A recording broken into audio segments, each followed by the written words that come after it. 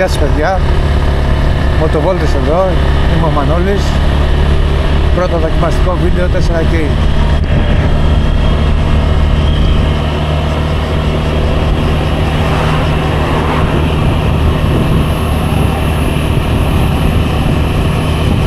Όταν αγόρασα την Action κάμερα πήρα και μια κάρτα SD μαζί, η οποία ήταν σαν δίσκ Ultra, έκανε 27 ευρώ, 26-27 ευρώ και λέω Ultra γράφει, γρήγορη θα είναι και τα λοιπά.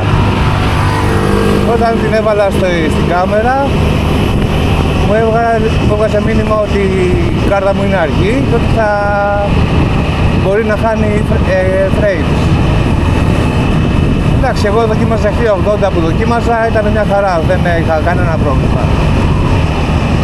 Το ψάχνα λίγο πως πάρω καμιά καλύτερη κάρτα μνήμης για να δοκιμάσω και το 4K και είδα ποιες είναι οι κάρτες οι οποίες προτείνει η DJI για τη συγκεκριμένη κάμερα, και αυτή που προτείνει είναι η SanDisk Extreme Pro. Δηλαδή υπάρχει Ultra, υπάρχει Extreme και υπάρχει και Extreme Pro.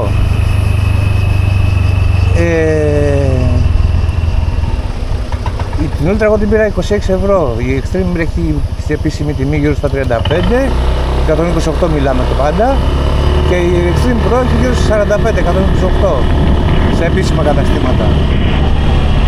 Ήταν πάρα πολύ ακριβές για τέτοιο και βασικά ήθελα να πάρω και λίγο μεγαλύτερη χωρητικότητα, μιας και μπορεί να γράφω και 4K βίντεο κάποια στιγμή, και έψαχνα να βρω μια 256, αλλά με τις τιμές που είχαν 128 είχα φοβηθεί λίγο. Τελικά ψάχνοντας βρήκα στο eShop μια Kingston, η οποία είναι από τις προτινόμενες που δίνει η DJI, 256 GB, και τη βρήκα σε πολύ καλή τιμή, 26 ευρώ. Την παρήγγειλα, μου τη φέρανε, την έχω βάλει πάνω τώρα και με αυτήν κάνω την πρώτη δοκιμή για το βίντεο 4K.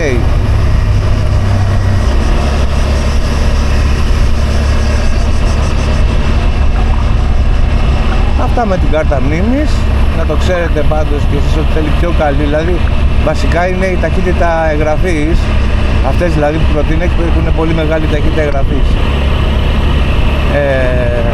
οπότε θέλει μια τέτοια τύπου κάρτα μνήμης για να μπορεί να το επεξέλθει.